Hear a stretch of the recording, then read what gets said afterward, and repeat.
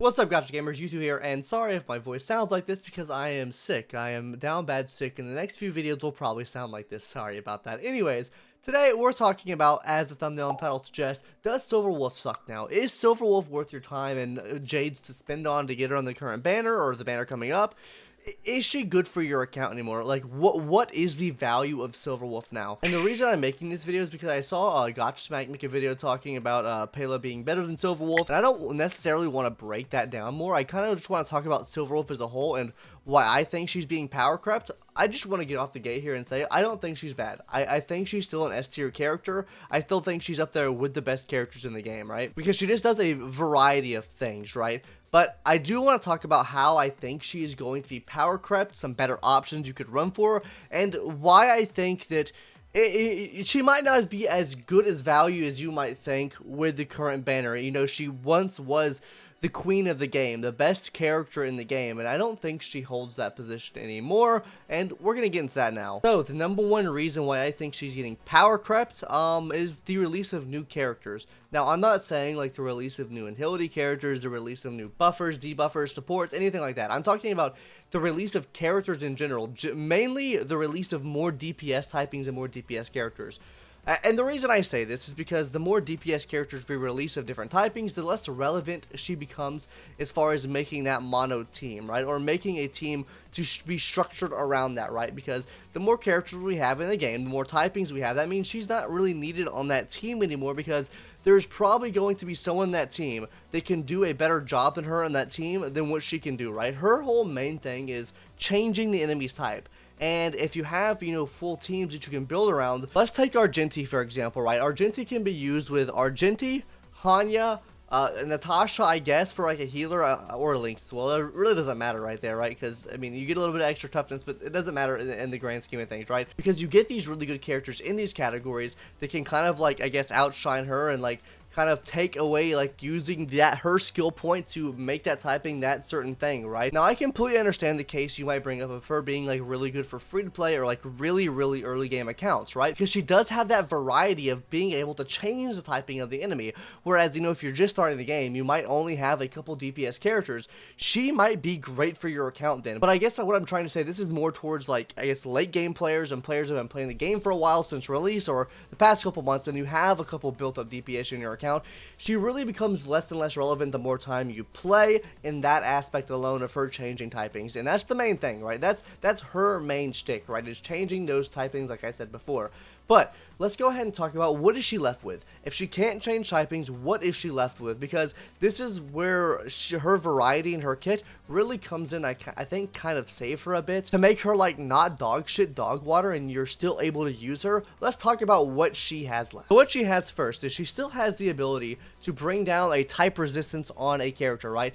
Even if you're running all the same typings, right? You can still run her on the team and get that off type resistance off, or you can still get that resistance buff off. Say you throw her in a team with mostly physical characters or mostly lightning characters, you can still get that resistance down and you're still going to be doing a lot of damage to that one character. On top of this, her basic attacks are still super strong because she reduces defense, she reduces attack, and she reduces speed with her basic attacks. So her basic attacks are really strong by stacking debuffs on the enemies.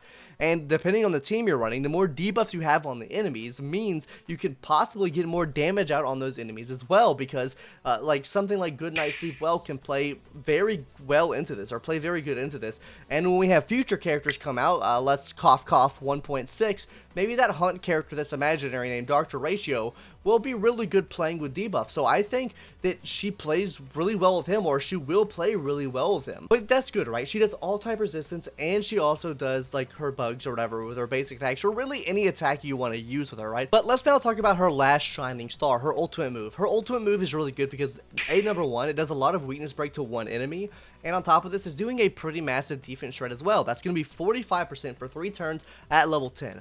And this is really big because defense shred is the best thing you can do as far as dealing damage to an enemy in this game. On top of this, that weakness break damage as well means you can bring them into a weakness broken status a lot quicker than a normal character will be able to. She can also provide a big quantum I don't know, like entanglement damage after breaking the enemy shield. Quantum break is pretty nice as well, so Yeah, overall, these merits alone, I think, are good enough to say that she's not bad by any means. She's still an S-rank character. She's still really good. But now let's go ahead and talk about the downside. Let's go ahead and talk about what characters that are in the game right now can do better than her and her kit. Maybe if it's only one single thing they can do better, or maybe it's multiple things they can do better. I'm really going to be talking about one character here.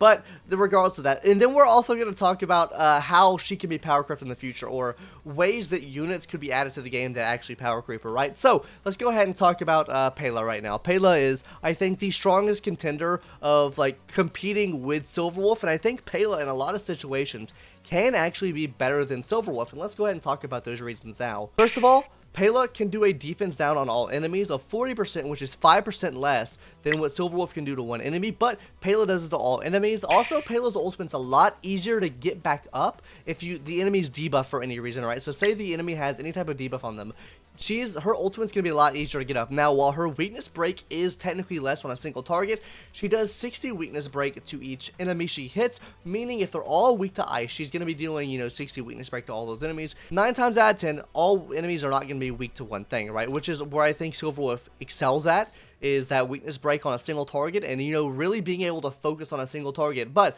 Pela does have her own merits, because this allows you to kill side mobs easier, especially if you go into a fight where an enemy, say the monkey boss, or say even the guy that spawns his guys in with immortality. This is where this can come in clutch at, because her skill ability will allow you to remove a buff, meaning you can remove their immortality and clear stages a lot faster with her. On top of this, you're able to do more damage to them as well, because everyone in the field is defense down versus just one person being defense down. Same with the monkey boss, you can remove his attack buff. I'm gonna be honest with you guys, it's easier to get Pela to E6 as well. If you can get Pela to E6, you're talking your defense shred on all enemies becomes the same amount as Silverwolf can do on one enemy. So, of course, this is very circumstantial of Pela being E6, but she can do the same amount of defense shred on every single enemy than Silverwolf's able to do on one enemy. Now, I think where she falls short at is her basic attacks really aren't that good. Her skill attack is kind of niche, right? Like, her skill attack can just remove a buff, so if you're not facing anyone with buffs, unless you're wanting to bring the ice resistance down to that enemy, right? Which, I mean, it's okay if you're using another ice DPS like Jing Liu or something like that. But these are just examples of how this 4-star character and how future 4-star characters and 5-star characters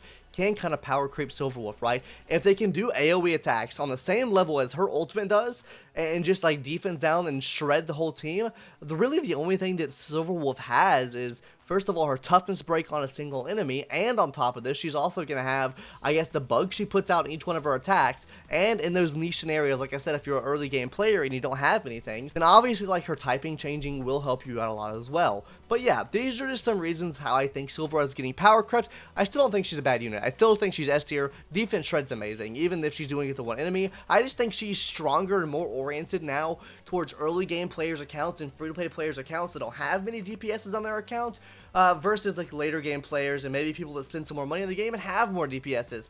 Like I said, the more time the game progresses, the less valuable she'll become, the lower down I think on the tier list she'll become, especially if they release a 5-star character that can just do any of these things. If they do AoE and bring defense down, she's, I think you could say, pretty much power crept. Anyways, gamers, that's going to do it for today's video. Those are my current thoughts on Silver Dog, the Silverwolf.